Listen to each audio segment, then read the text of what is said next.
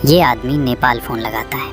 इस फ़ोन के तुरंत बाद नेपाल के एक पहाड़ी गांव में हलचल मचने लगती है। दो आदमी बड़ी हफर तफरी में इस गांव से निकलते हैं और टैक्सी पकड़ कलकत्ता के लिए निकल जाते हैं। कलकत्ता से ये दोनों दिल्ली के लिए रवाना हो जाते हैं। दिल्ली पहुंचते ही ये और किसी से नहीं बल्कि अजीत डोभाल से मिलने जाते हैं। दोस्तों, ये दो आदमी और कुछ नहीं बल्कि दाऊद को मौत के घाट उतारने के लिए डोभाल ने बुलाए थे।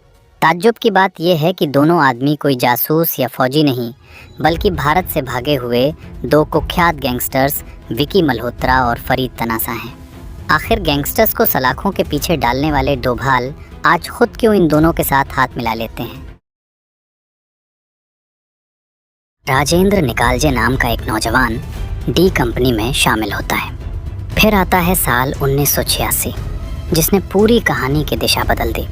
दाऊद पठान गैंग के सामत खान को मार गिराता है और इसी के बाद मुंबई पुलिस पूरी तरह उसके पीछे पड़ जाती है। हालात ऐसे बनते हैं कि दाऊद को भारत छोड़कर दुबई भागना पड़ता है। उसके जाने के बाद भारत में उसके सारे गैर कानूनी कामकाज को संभालने की जिम्मेदारी राजेंद्र उठाता है। अपनी वफादारी और काम करने के तरीके से वो जल्दी ही दाऊद का सबसे भरोसेमंद आदमी बन जाता है। इसी दौरान अंडरवर्ल्ड में उसे छोटा राजन के नाम से जाना जाने लगता है।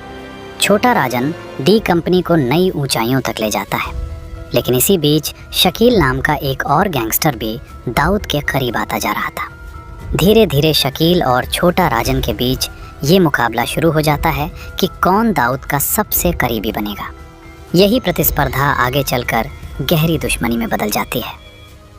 1990 की शुरुआत में शकील छोटा राजन पर जानलेवा हमला करवाता है।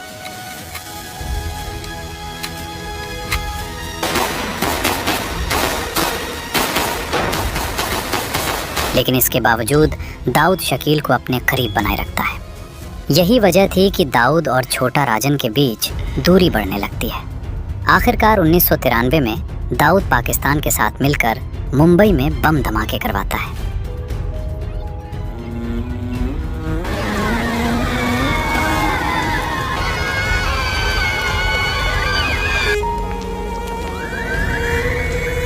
इस घटना के बाद छोटा राजन दाऊद को गद्दार और आतंकवादी घोषित कर देता है और उससे अपने सारे रिश्ते ख़त्म कर लेता है। वो ये भी ऐलान करता है कि धमाकों में मारे गए लोगों का बदला वो दाऊद को मारकर ज़रूर लेगा।